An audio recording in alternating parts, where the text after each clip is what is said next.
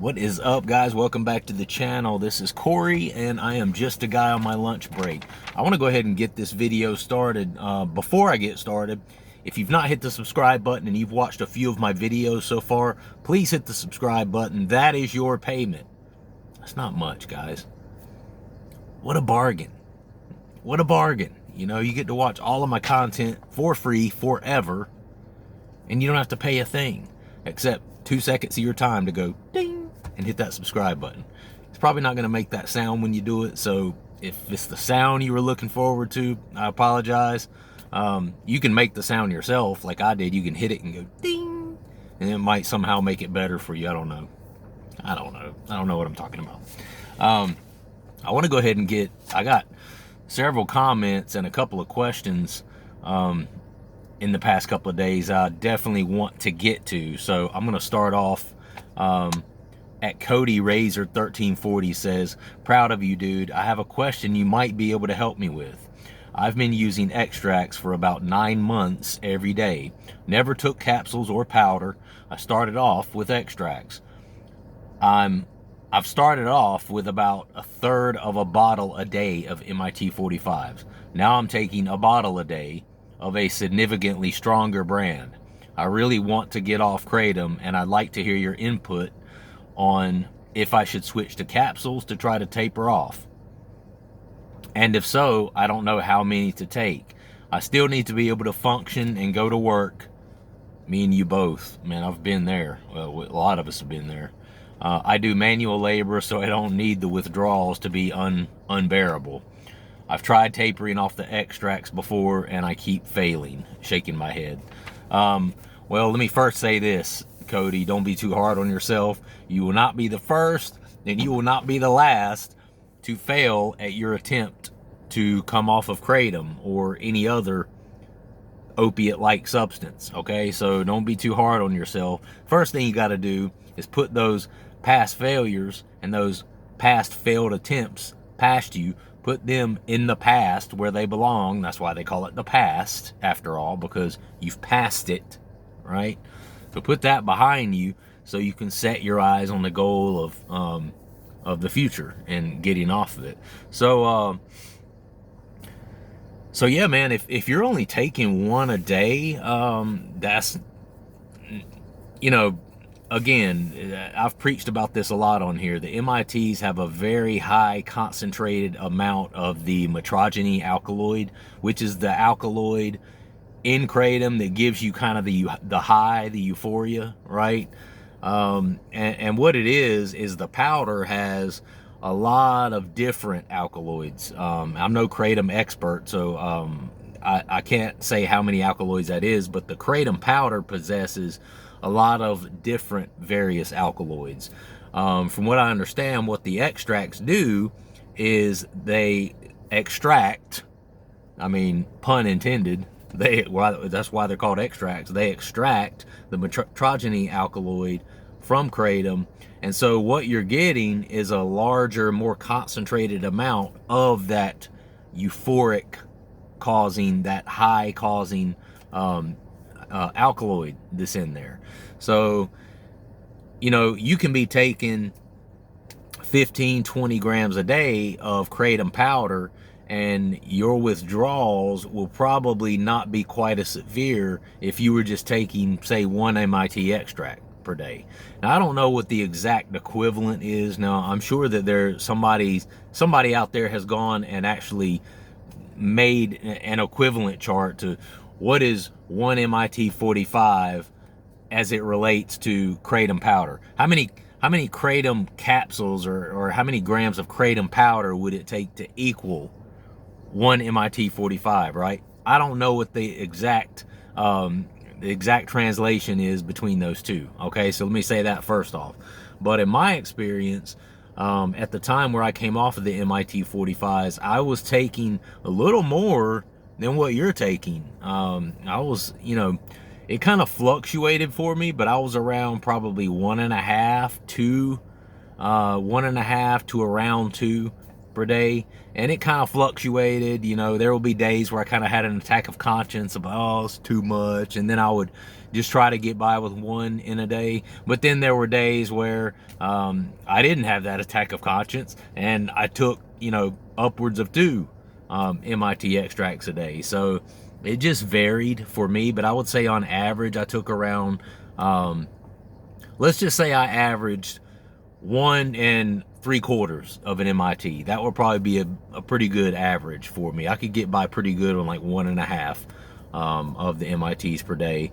And I found that what I had to do, and so to answer your first question, you said you really want to get off, but you wanted my input on whether you should switch to the capsules. I think switching to the capsules is the move. And I say that really, the reason that I say that is probably not the reason you would expect me to say that. The reason I say that is for the financial aspect of it. Most of the people that are taking these MITs, man, can't afford that shit.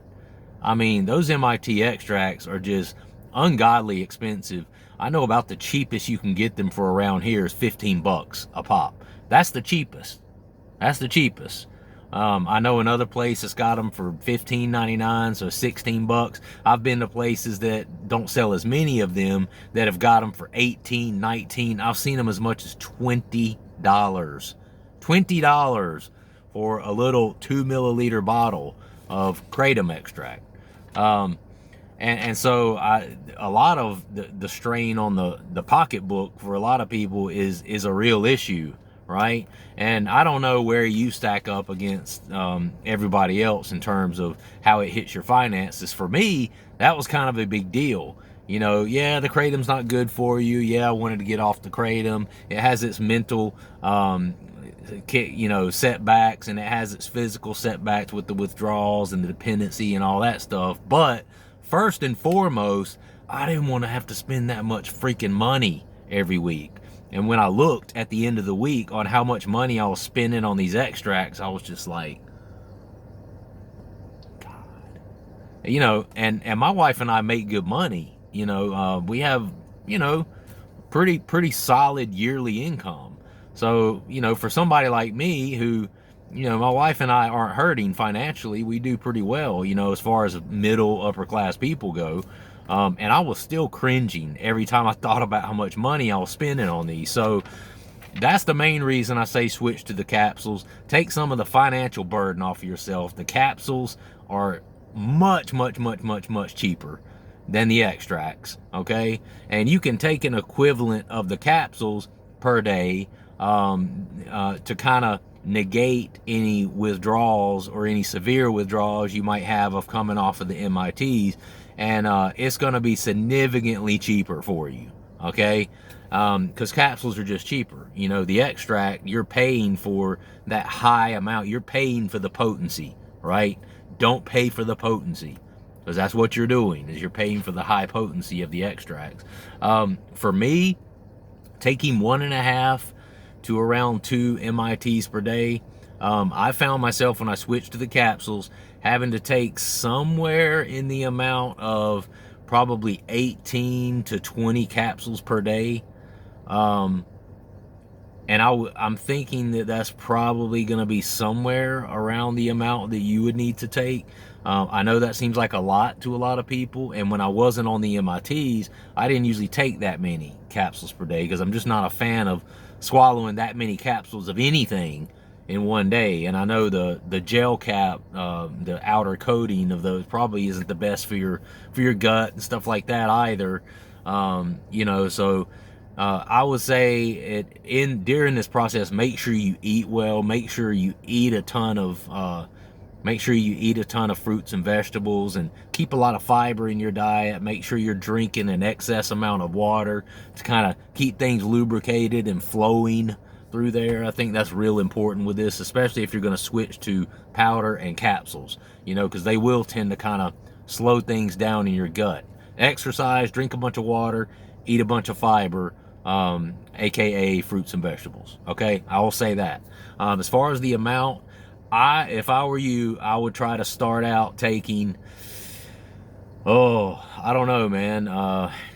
Maybe start out taking you know, maybe 5 capsules in the morning, maybe 5 capsules in the afternoon, and then at night save a lion's share for the nighttime. That way you can try to get away from any nighttime like can I buy a vowel, Alex? Restless leg syndrome is RLS is what I was attempting to say there. I always thought it was a good idea to try to save the lion's share, the majority of what you're going to take for that day. Save it for your night times, because the worst withdrawal symptom is the insomnia, the RLS, the not being able to get still and comfortable at night. So if I was going to take a larger dose throughout the day, for me, it would definitely be at night, and that's what I did. So that's going to be anywhere from 13 to 15 grams is what that's going to equal. Most of those capsules are not a full gram capsules, but I would say for you, man, I would be looking to try to take at least 13 to 15 grams of the Kratom powder in order to try to equal that amount of the MIT 45s per day. Listen, there's no magic number for this. Everyone's different. It's going to depend on your age. It's going to depend on your lifestyle, whether you're a sedentary person or whether you're a person that's really healthy and you exercise. You know, because if you're healthy and you exercise and you eat healthy and you're a young man, your metabolism is going to be like this compared to a 60-year-old sedentary, overweight person who doesn't eat worth of shit and never drinks water. You see what I'm saying? Big difference there. So it's not gonna be possible for me to give you a direct answer, but I know you're not asking for that. You're just trying to get my input on it. That's my input. That worked for me pretty well. I will say I had a couple of nights where my sleep was a little off. I was kind of woke up in the middle of the night sweating just a little bit. Nothing bad. It wasn't like full on like physical withdrawals like you see on the movie Ray, where they're going through full on physical heroin withdrawals. It wasn't anything like that, but I did have a couple of nights where my sleep was a little uneasy because of it. After that, from what I recall, on the third night, kind of started to level out. My body started to kind of get used to the capsules as opposed to the MIT. But I will say, you might give it a night. Try to take a little bit less than what I'm saying. Maybe try to take 10, 12 grams per day. See what that feels for you like at night. Now, if you get in bed and you start to kind of doze off to go to sleep, and you immediately are like, oh shit, this ain't gonna work. You know, and your withdrawals starting to become pretty fierce, get up and take a couple more capsules. You know what I mean? To get you through the night. And then whatever amount you get to where you're like, okay, well, that wasn't too bad. It was a little uncomfortable. You want it to be a little uncomfortable because the goal for you is to cut down ultimately anyway, right? So if you're cutting down by a little bit and you're getting a little bit of just discomfort, then that lets you know that you're cutting down. Good job. You don't want it to be unbearable, like you said, because you got to work. You know, you do a manual labor job, so you don't want to be going into full-on withdrawals while you're doing this. But it's okay to do just enough to where it's just slightly uncomfortable for you. And that means that you're lessening your amount, which is giving your body the opportunity to adjust to the smaller amount, if that makes sense. All right, I hope that helped you. I'm going to go ahead and move on from here. At Lene Cootie, I know for a fact I am butchering that. I'm so sorry. Leneaecuddy. Lene. That's the best I can do. Sorry, I'm not the greatest at that, but anyway, thank you so much for your comment. It says, hey there, I'm so happy for you. I'm so happy you're being honest. This makes me feel a little bit better about my own situation. I'm older and smarter, and Kratom helps me exercise, be social, and not to worry about how people treat each other these days. It's scary out there. Nice to meet you. Thank you so much for that comment. Yeah, no, it's absolutely scary how people treat each other these days. And I see some of it, it's even worse online. Trust me, it's even worse online because people get online and people grow balls that they would never have in a real life situation and say all kinds of hateful things online. And I've seen them on my own channel. I'm just like, dude, I'm a good guy. I only want the best for everyone, man. Why are you coming in attacking me? You know, if you knew me at all, I would be on your team, because you would know that I only want the best for everyone, you know. But anyway, that's kind of beside the point. But yeah, it definitely gives you some energy, definitely does help you exercise, definitely does help you in social situations.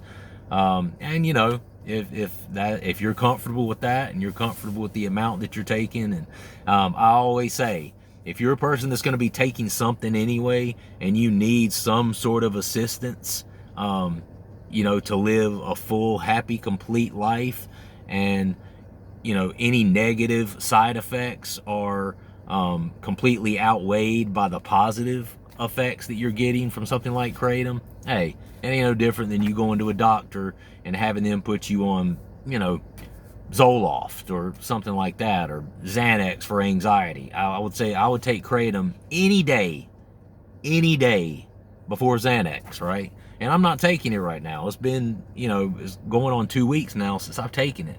But I would absolutely 1000% take it before I would take 90% of the prescription medications that are out there for any sort of personality disorder, social anxiety disorder, just anxiety disorder, depression, anything like that. I would choose Kratom over any of those.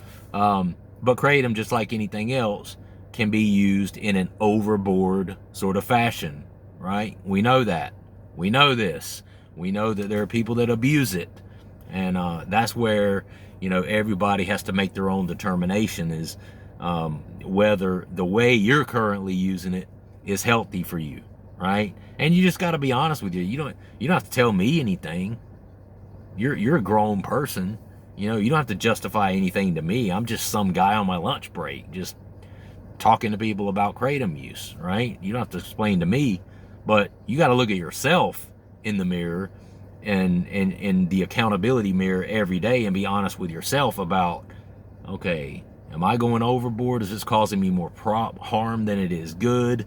Yada, yada, yada. And only you can make that determination. But thank you so much for that comment. I am not human 27 says, I love that name, by the way. I am not human. I feel that way sometimes too, bro. And then other days I feel very, very, very human.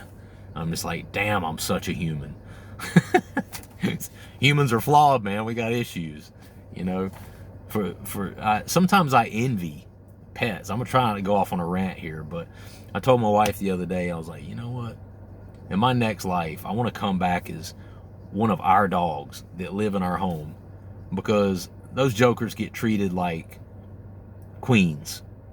You know, they get to lay around the house all day on the couch, which I'm not a fan of, because I have a husky and a shepherd, and they shed like the dickens, and it's just an insurmountable task to get that couch completely free of hair.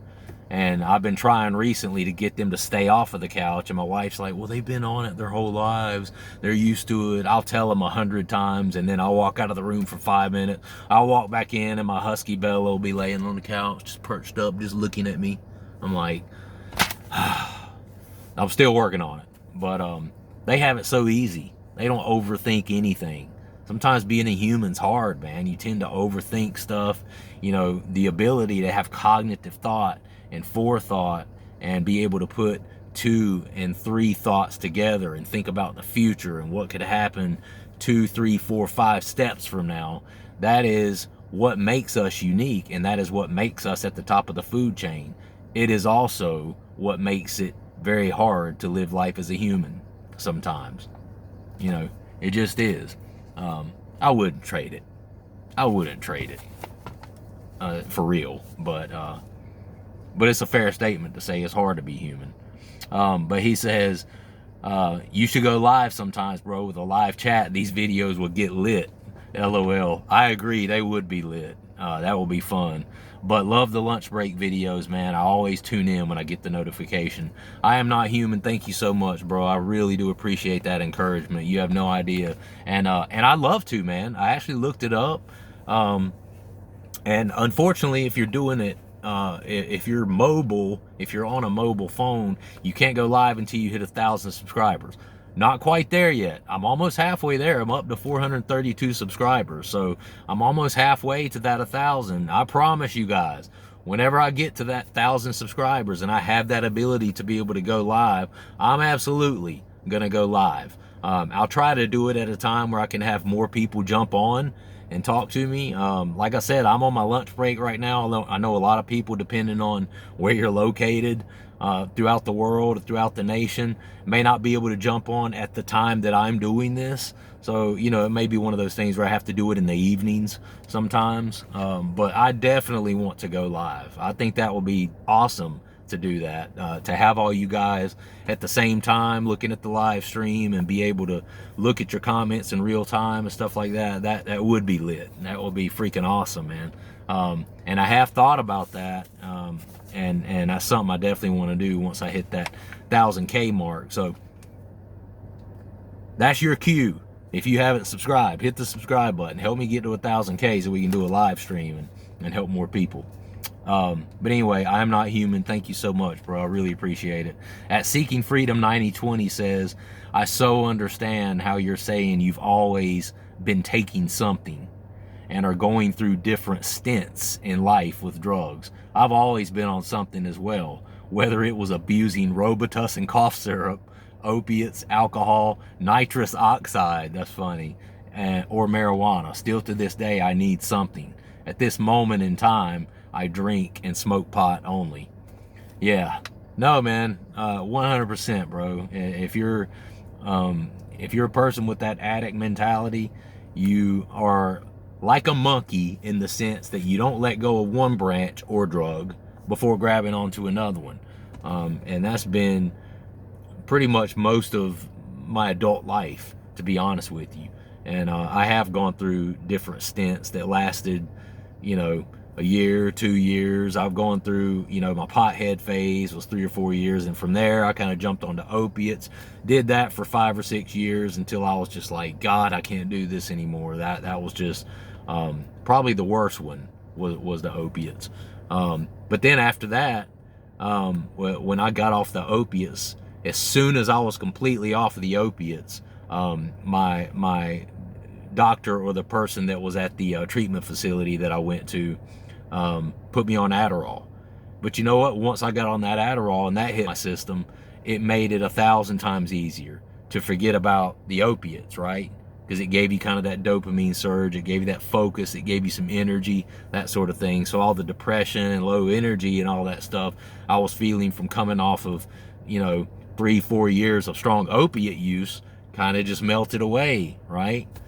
But then, of course, I abused Adderall as well. Now, I did get to a point with Adderall where I abused it, and then I got to a point where I was kind of just taking it like I was supposed to. Adderall was one of those that it wasn't as hard for me to control it. It wasn't as difficult, because if you took too much Adderall, there was a lot of negative kickbacks on that. Now, you took too much Adderall, you would lay there in bed all night staring at the freaking ceiling. You wouldn't be able to go to sleep. You'd be wired. You know, and I knew that, so that kind of helped me to kind of chillax a little bit on the Adderall. But then I went through a stint of smoking cigarettes, went back to a stint of weed. There was a little stint with spice mixed in there somewhere. The only time I've ever had a stint with alcohol, where I was drinking alcohol every night, was after I had gone through the weed, the opiates, the Adderall, the smoking cigarettes, and smoking cigarettes and Adderall. I did all that at the same time, and then it was shortly after I finally threw in the towel on the Adderall that I started drinking every night. And I don't even enjoy alcohol that much, so for me that was truly just a manifestation of my addict mentality. You know, I just had to have something, just like that Seeking Freedom was saying here. That's funny when you said Robitussin. That's funny. Yeah, but I've heard of it. I've heard of people, you know, people abuse everything. If there's anything that has potential for abuse, people have abused it. I've blown the air dust in my mouth before. I mean, it's been a long time, but I've blown the air dust in my mouth before. and gotten a quick high off of it. That's when you know you're an addict, man. When you're taking a can of dust off. It's so stupid. Oh man. Anyway, at Shay.Shay83 says, I'm so lost as there's no clear data on the best approach that's not another medication. I've read extract is easier to get off of than powder and vice versa. I quit powder 2 weeks ago and am slowly working on getting off extract. Was taking 1 PZ powder. I'm sorry, I'm just not sure what PZ means. And 2 to 3 extracts daily for a year. Due to a spinal injury, I started pain meds over 15 years ago.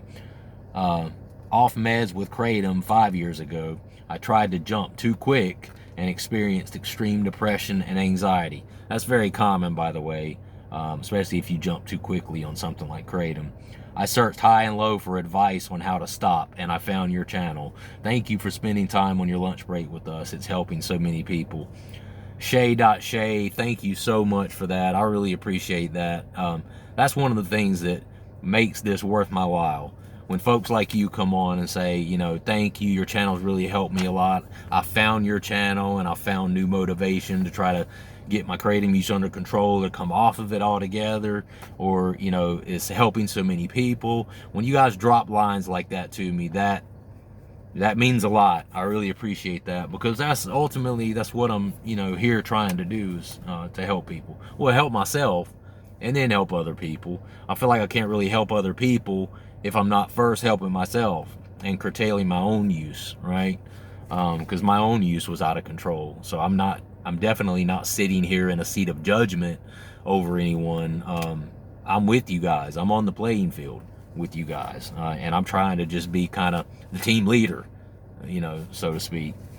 So yeah, there wasn't really a question necessarily mixed in here. It sounds like what you're taking, it sounds like is kind of past tense. Off meds with Kratom for 5 years. I tried to jump too quick. I searched high and low. Yeah, so she's not really asking a question. But yeah, I will say the best thing I can say about tapering, if you are, it's hard to tell by this comment whether you're still currently on Kratom or not, but I will say, if you are, take it slow, but take it steady. Slow and steady wins the race. Just like the nursery rhyme. That's what you need to understand about it. If you go too fast and you jump too quickly, you're going to have a lot more of the anhedonia, the depression, the anxiety, and a lot of times that's just too much for people. People are just like, damn. They get kicked in the teeth by it. Like, I can't stand to feel this way. I mean, it sucks so bad to be that down and that depressed in a given day. And there can be absolutely no reason for it. It can be a beautiful day outside. Everything in your life can be going as planned. You got all these blessings floating around all around you, and you're just like, like negative Nathan, negative Nancy about everything, and it's hard to see it any other way if you jump too fast off of something like Kratom. So I will say, if you're looking to do it, slow and steady, Shay, slow and steady. And if you need any more help with that, support on that, hit us up. We're here. Hit me up. I'm here. So anyway, I really appreciate that comment. Last one, Rick Nowak. I'm sorry if I'm butchering your name, my dude. But he's been with me for a little while. 4582 says, I've been researching this, but maybe you can answer my question. I'm 70 years old, take 30 grams per day. My PSA LS is 10.5. I saw my urologist today, possibly a prostate problem. My question is this: do you think the Kratom has an effect on elevating my PSA level? In 4 days, I'm going to take another blood test, but I can't stay off of this stuff for 4 days. Yeah, first let me say I'm not a medical professional, so I just want to say that right out of the gate. I know you know that, Rick, but I did look and study a little bit on this just so I wouldn't be talking out of my ass. I wanted to kind of have an idea of what I was looking at here. So first off, what he's talking about is PSA is prostate specific antigen, is what that stands for. And it's kind of an indicator blood test that they do to try to discover whether someone has, some sort of prostate issue, could or could not include cancer. And the thing about it is I looked online about this, and people can have large PSA levels for a ton of reasons, and definitely is not always indicative of cancer. So I just want to say that right out of the gate. I don't want you to worry, and I definitely don't want to say anything to make you, you think I've got cancer. No, I don't think you got cancer. I feel like it's probably something else, but I don't think it's the kratom. And I'm not saying this simply because I'm trying to defend kratom. That's not why, because you guys know me. I don't land on either side of the fence. I don't think kratom's the devil, but I also understand that kratom can come with risk for a lot of people. So I'm one of those people that tries to look at it in a very objective way. I am not subjective at all when it comes to kratom. And I looked up some things, and I'm just going to read a couple things to you. Kratom tends to lower testosterone levels in men. This would lower PSA levels. So there's your answer right there.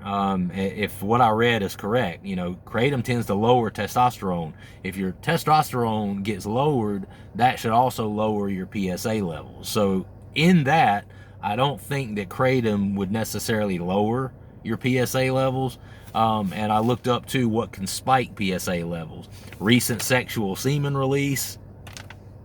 I know Rick said you're a 70-year-old guy, so I don't know how active you are or at all, but it did say a recent sexual release or semen release can increase PSA levels. Recent vigorous exercise, anything associated with an increase or spike in testosterone, it seems, can also increase your PSA levels, if that makes sense. Okay, and especially if it's done within 48 hours of the test. Or a urinary tract infection, non-steroidal anti-inflammatory drugs like aspirin, ibuprofen, naproxen, cholesterol-lowering drugs such as statins, such as Lipitor, Zocor, high blood pressure such as thiazide diuretics, those sort of things can also raise your PSA levels. I will say this now, because I talk, I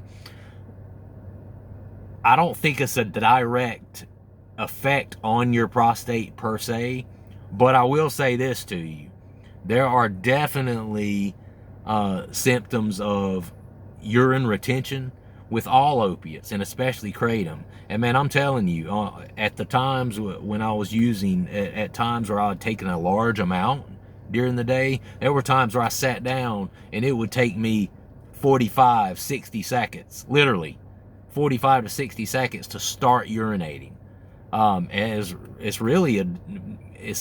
really an annoying side effect. And it's one of those things where it directly correlates to how much you're taking. If you haven't taken very much, this is less, and you can urinate quicker. There's not as much urine retention, right? But if you take a large amount of something like kratom, it definitely slows down your urine stream and causes it you to retain urine, and you'll urinate, and then you'll get towards the end and you'll just stop for no reason, and you'll be like, damn, I still gotta pee. Then you'll have to start your stream up again.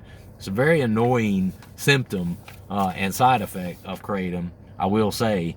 Kratom can act as a diuretic. In higher amounts, it can make it more difficult to urinate, especially if you don't have to go very badly. In other words, if you have to piss really bad, it shouldn't affect you as much. But if you just got to pee a little, sometimes it definitely slows down your urine flow there. What can help to make your prostate smaller? Because I will say prostate health is something that is indicative of age. You're a 70-year-old guy, there's probably a good chance you've got a enlarged prostate, it sounds like, anyway, right? Which is what they call benign prostate hyperplasia, which is basically the technical term for enlarged prostate. You got an enlarged prostate. And that is something that it gets bigger and it increases in size as you get older. Does that make sense? So I will say that, but hey, man, I don't want you to worry about that. Get your blood test, see what the doctor says. Try to stay off of Google and don't do too much thinking. You know, there are a lot of things I saw where for older men, you know, between 4 and 10 is considered, you know, like borderline of a concern. But I will say, don't think too much of it. You know what I mean? There's a million things that can cause that in someone. So definitely what you don't need to do is sit there and Google all these things that could be wrong or think the worst or anything like that. So I just want to say that. Let me know how it goes. Let me know about your next blood test. I'd like to say a prayer for you that everything turns out okay. Everyone else on here will do the same, I'm sure. But I will say, urine retention, having trouble pissing and stuff like that, that is right up Kratom's alley. That is an absolute normal thing. So I don't think it necessarily affects your prostate per se, or your PSA levels per se, in that way. But again, I'm not a doctor. This is something your doctor, after doing these tests, is going to be able to tell you. But hey, man, keep me updated. I would like to know. I get really mixed up and concerned about you guys, and I'd like to know any updates that you might have, Rick. Thank you for the comment, brother, and the question. I really appreciate it. All right, guys, I got to go. I love you. Subscribe to the channel, like the video, leave a comment down below. Let me know your story, and I will do the same thing tomorrow. Peace.